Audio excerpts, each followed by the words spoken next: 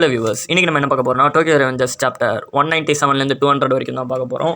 And இதுக்கு முன்னாடி போட்ட லாஸ்ட்டு டோக்கியோ ரெவெஞ்சர்ஸ் வீடியோவில் வந்து ஒரு கொஷின் கேட்டிருந்தேன். அந்த கொஷினுக்கு ஒரே ஒரு ஆள் தான் வந்து கமெண்ட் பண்ணியிருந்தாங்க. அது யாருன்னா இப்போ ஸ்க்ரீனில் வரும், பார்த்துக்கோங்க. இது உங்களுக்காக. இந்த வீடியோ பார்த்தீங்கன்னா கமெண்ட்டில் ஏதாவது போட்டு விட்டு போங்க. Okay, let's kick of this video. Chapter ஸ்டார்டிங்கில் நம்ம டாக்கிமிச்சியும் நவோட்டோவும் ஹேண்ட் ஷேக் பண்ணதான் காட்டுறாங்க. அவங்க ஹேண்ட் ஷேக் பண்ணதுக்கப்புறம் நம்ம டாக்கிமிச்சியால் மறுபடியும் பாஸ்ட்டுக்கு போயிருக்க முடியாது.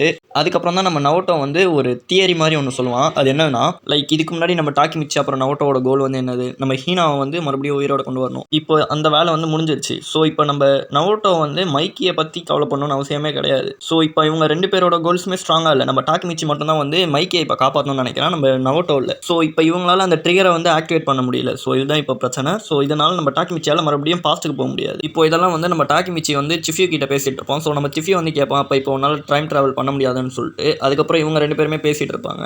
அதுக்கப்புறம் நம்ம டாக்கிமிச்சி வந்து நடந்து வந்துட்டு இருப்பான் ரோட்டில், நம்ம மைக்கை பற்றி யோசிச்சுக்கிட்டு. அதுக்கப்புறம் நம்ம டாக்கிமிச்சி வந்து கசட்டோரோவை மீட் பண்ணுவான். நம்ம கசட்டோரோவும் டாக்கிமிச்சி கொஞ்சம் நேரம் பேசிகிட்டு இருப்பாங்க. அதுக்கப்புறம் நம்ம கசட்டோரோ வந்து நான் உனக்கு மைக்கை தேட ஹெல்ப் பண்ணுறேன் அப்படின்ற மாதிரி சொல்லுவான். அதுக்கப்புறம் நம்ம டாக்கிமிச்சி நம்ம அக்குனோட கடையில் போயிட்டு ஹேர் கட் பண்ணுறக்கப்பவே நான் மைக்கை எப்படியாவது கண்டுபிடிக்கணும் அப்படின்ற மாதிரி பேசிகிட்டு இருப்பான். திடீர்னு அவனுக்கு ஃபோன் வரும். யாரான்னு பார்த்தா நம்ம ஹாக்காய் வந்து அந்த டைம் கேப்சூலை ஓப்பன் பண்ண டைம் ஆயிடுச்சுன்னு சொல்லிட்டு நம்ம டாக்கிமிச்சிக்கு ஞாபகப்படுத்தி விடுவான். அதான் மார்ச் 15 அன்னைக்கு 2006 பாலிச்சு வச்சிருப்பாங்களே, அதை திறக்கிறதுக்காக நம்ம டாக்கிமிச்சி வர சொல்லுவோம். அதோட இந்த சாப்டர் முடியுது. வாங்க அடுத்த சாப்டர் பார்ப்போம். சாப்டர் ஸ்டார்டிங்லேயே லாஸ்ட்டாக அவங்க டைம் கேப்சூலை பாலிச்சப்ப இருந்த சினாரியோவை தான் காட்டுறாங்க. இப்போ ப்ரெசென்ட் டைமில் வந்து எல்லாருமே அந்த மரத்துக்கிட்ட நிற்பாங்க. எல்லாரும் அங்கே போயிட்டு அந்த மரத்தை வந்து பேசிகிட்டு இருப்பாங்க.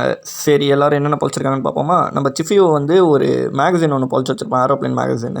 அப்புறம் நம்மளோட ஹாக்காய் வந்து மூன் ஸ்டோன்னு சொல்லிட்டு என்னத்தையும் பொழிச்சு வச்சிருப்பான். அப்புறம் நம்ம மிட்சியா வந்து ஏதோ டெடி பேர் ஒன்று பொழிச்சு வச்சிருப்பான். ஸ்மைல் வந்து என்னமோ லெட்டர் ஒன்று, அப்புறம் கையில் என்னமோ வச்சிருப்பான், அது என்னன்னு சரியா தெரியல, அதை போட்டு வச்சிருப்பான். அதுக்கப்புறம் நம்ம பே வந்து என்னமோ லெட்டரை படிப்பான். அதை படிச்சதுக்கப்புறம் நம்ம பா வந்து அழுதுட்டு இருப்பான். அதுக்கப்புறம் நம்ம டிராகன் வந்து என்ன பொழிச்சு வச்சிருப்பான்னு பார்த்தா, அவன் வந்து இவங்க டிஸ்பேண்ட் ஆனப்போ எடுத்த ஃபோட்டோ வந்து பொழிச்சு வச்சிருப்பான். இவங்க அதுக்கப்புறம் ரொம்ப சென்டிமெண்ட்டாக பேசிட்டு இருந்திருப்பாங்க. அதுக்கப்புறம் நம்ம டிராகன் வந்து மைக்கியோட லெட்டரை வந்து பார்க்கலாம்னு சொல்லுவான். அதோட இந்த சாப்டர் முடியுது. வாங்க அடுத்த சாப்டர் பார்க்கலாம். சாப்டர் ஸ்டார்டிங்லேயே நம்ம மைக்கியோட லெட்டரை தான் காட்டுறாங்க. சரி, அதில் என்ன இருக்குன்னு சொல்லிட்டு பிரித்து பார்த்தா நம்ம மைக்கி வந்து அப்படியே ஃபியூச்சரை ப்ரிடிக்ட் பண்ணி வச்சிருப்பான், யார் யார் என்னவா இருப்பாங்கன்னு சொல்லிட்டு. அப்புறம் ப்ரெசென்ட் டைமில் நம்மளோட மைக்கியை காட்டுறாங்க. அவன் ஏதோ டேங்க் மேலே உட்காந்துட்டு இருப்பான். அதுக்கப்புறம் நம்ம கக்குச்சோ வந்து இன்னைக்கு 19th ஜூன் தெரியும்ல அப்படின்னு சொல்லிட்டு கேட்பான் மைக்கி கிட்ட. அதுக்கு நம்ம மைக்கி வந்து இப்படி இருக்கிறதே பெட்டர் தான் அப்படின்ற மாதிரி சொல்லிடுவோம். அதுக்கப்புறம் நம்ம டாக்கிமிச்சி வந்து நம்ம மைக்கியோட லெட்டரை வந்து ஃபுல்லாக படிச்சுட்டு இருப்பான். அதுவும் ரொம்ப சென்டிமெண்ட்டாக போயிட்டு இருக்கும். அதுக்கப்புறம் நம்ம டாக்கிமிச்சி கடைசியில் நம்ம லெட்டரை படிக்கலாம்னு சொல்லிட்டு திரும்பி பார்த்தா எவனும் இருக்க மாட்டான், எல்லாரும் போயிருப்பானுங்க. சரி, என்ன எழுதியிருப்பான்னு பார்த்தா ஷார்ட்டாக எழுதி முடிச்சிருப்பான். அதுக்கப்புறம் அவன் லெட்டர் வச்சிருந்த பாக்ஸில் பார்த்தா ஒரு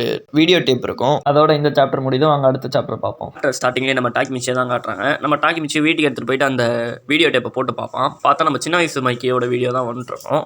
கொஞ்ச நேரம் கழிச்சு என்ன ஆகுனா வந்து நம்ம பாஸ்டில் இருந்த மைக்கி, அதான் 12 வருஷத்துக்கு முன்னாடி இருந்த மைக்கியோட வீடியோ ஒன்று வரும். இதில் நம்ம மைக்கி வந்து நம்ம ப்ரெசென்ட்டில் இருக்கிற டாக்கிமிச்சிக்கு தான் அந்த வீடியோவை எடுத்திருப்பான். ஸோ இதில் தான் வந்து நம்ம மைக்கி ஒரு முக்கியமான விஷயத்தை ரிவீல் பண்ண போகிறோம். இதுக்கு முன்னாடி நம்ம மைக்கி வந்து ஸ்டோரியில் என்ன சொல்கிறான்னு பார்த்துருவோமா. மைக்கி வந்து என்ன சொல்லுவானா, இந்த மாதிரி அந்த லெட்டர்லேயே நான் நிறைய விஷயத்த சொல்லிட்டேன், ஆனால் உன்கிட்ட சிலதை சொல்லணும்னு சொல்லிட்டு ஆரம்பிப்பான். என்ன சொல்லுவானா, இந்த மாதிரி இவனுக்குள்ள ஒரு டார்க் இம்பல்ஸ் இருக்குது அப்படின்ற மாதிரி சொல்லுவான்.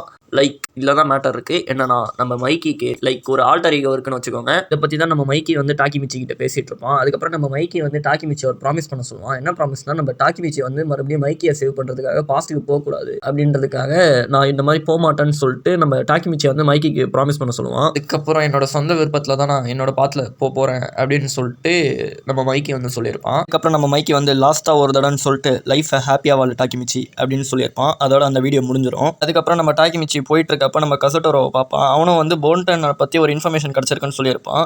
ஆனால் நம்ம டாக்கிமிச்சி வந்து இதுக்கப்புறம் அது தேவையில்லை, இதுக்கப்புறம் நான் போன்டனோட விஷயத்தில் தலையில் போகிறதில்ல அப்படின்னு சொல்லிடுவான். அதுக்கப்புறம் நம்ம கசட்டோரோ என்னடா சொல்லிட்டு போகிறன்ற மாதிரி பார்த்துட்டு இருப்பான். அதுக்கப்புறம் கொஞ்ச நாள் கழிச்சு காட்டுறாங்க நம்ம டாக்கிமிச்சி வந்து மிட்சியாவோட கடையில் இருப்பான். எதுக்குன்னா நம்ம ஹீனாக்கு வந்து வெட்டிங் டே ட்ரெஸ்ஸை வந்து விட்டுருப்பாங்க.